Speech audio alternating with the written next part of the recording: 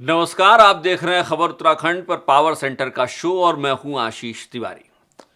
आज ये शो हम बेहद परेशान होकर और निराश होकर रिकॉर्ड कर रहे हैं।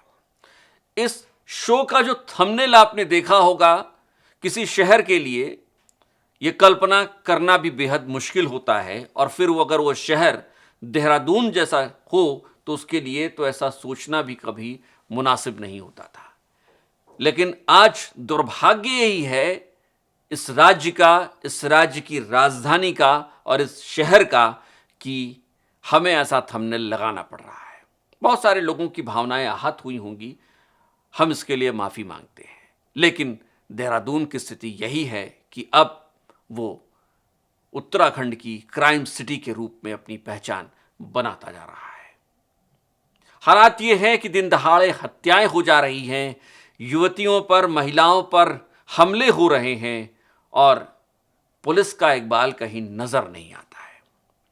चलिए, बात सिर्फ इतनी भर थी तो कहते कि शायद आपने अच्छा गुड वर्क कर लिया और इस पूरे लॉ एंड ऑर्डर को सुधारने की कोशिश की है। लेकिन जिस इकबाल की बात हम बार बार करते आए हैं, उस इकबाल की बात को करना एक बार फिर से जरूरी हो गया है, क्योंकि ये इकबाल जो पुलिस का इकबाल होता है और किसी भी पुलिसिंग के लिए बेहद जरूरी होता है।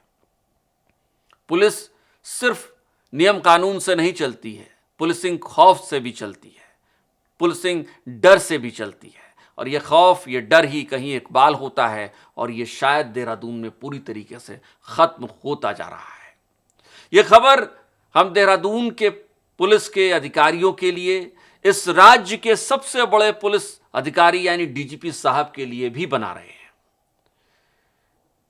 सवाल यह है कि क्या इस राज्य की राजधानी में पत्रकार भी सुरक्षित नहीं है?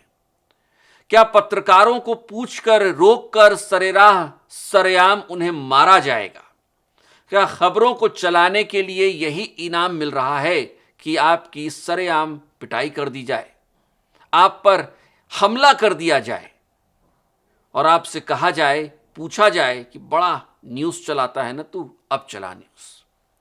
और यही वजह है कि हमें मजबूरी में आकर यह थंबनेल लगाना पड़ गया और यह कहना पड़ गया कि देहरादून अब एक क्राइम सिटी है।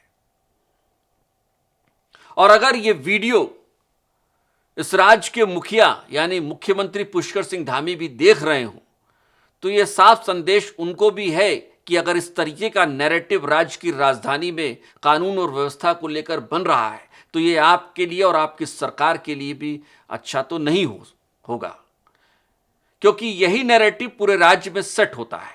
और जब राज्य की राजधानी ही इस तरीके से कानून और व्यवस्था जहां ध्वस्त दिखेगी तो सोचिए कि राज्य के अन्य जिलों की स्थिति क्या होगी, क्या नैरेटिव वहां पर बनाया जाएगा। एक पत्रकार हैं हेम भट्ट, हमारे हम सभी के साथी हैं, अपनी प्रखर आवाज के लिए वो जाने जाते हैं। हाल ही में उन्होंने कुछ वीडियोस बनाए, शायद किसी को चुभ गए होंगे ये वीडियो। सवाल उठाना तो आपके साथ ये खतरा भी लेकर आता है कि ये सवाल किसी को चुभेंगे और उसे परेशान करेंगे।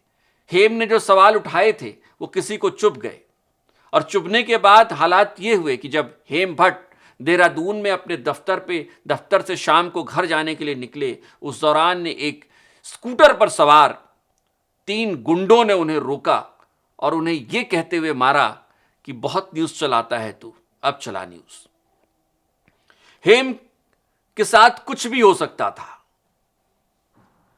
लेकिन खुदा का वास्ता कि चलिए हेम बच तो गए हैं। कुछ चोटें आई हैं, पेट में चोट आई है, सीने पे चोट आई है, मुंह में कई टाके लगे हैं, लेकिन बच तो गए हैं। लेकिन सवाल बहुत सारे छोड़ जाती है ये घटना।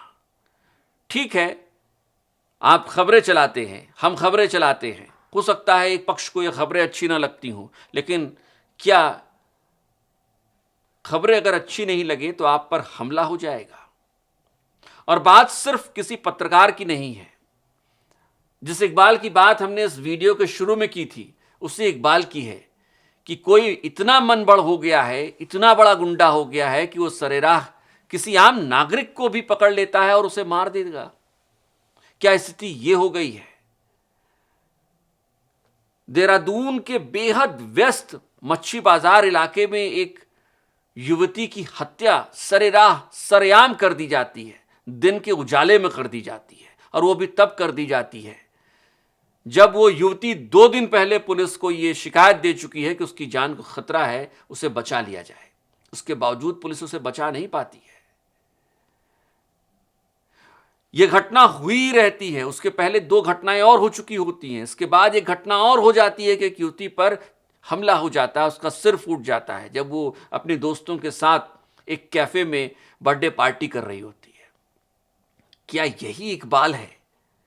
क्या किसी गुंडे को, क्या किसी बदमाश को या इस तरीके का न्यूसेंस फैलाने वाले लोगों के भीतर कोई खौफ है कि देहरादून पुलिस उनका ऐसा हाल करेगी कि वो दोबारा कभी ऐसा सोच भी नहीं पाएंगे? आप खुलासे करते रहिए एसएसपी साहब, डीजीपी साहब, 24 घंटे 48 घंटे में करते रहिए। करना भी होगा आपको और करना भी चाहिए, आपकी ड्यूटी यही है। लेकिन इस वीडियो को बहुत लंबा नहीं खींच रहा हूं, सिर्फ आपसे एक सवाल पूछ रहा हूं कि वो जो इकबाल खाकी वर्दी का होता है वो क्या बचा है? आपको दिख रहा है कहीं, लग रहा है कहीं? कम से कम पत्रकारों के लिए नहीं तो कम से कम आम नागरिक के लिहाज से सोचिए कि ऐसा कोई भी आम नागरिक हो सकता है। रोड रेज की घटनाएं होती हैं,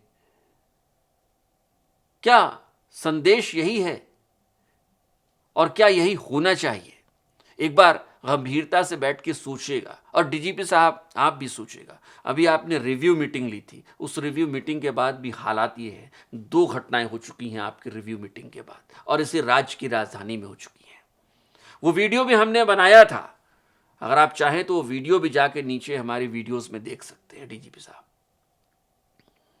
लेकिन आपसे गुजारिश सिर्फ इतनी है कि कम से कम ये इकबाल जो खाकी वर्दी का होता है ना, ये जो तलवारों का होता है, जो कंधे पे होते हैं, जो अशोक चिन्ह का होता है, ये इकबाल बनाइए।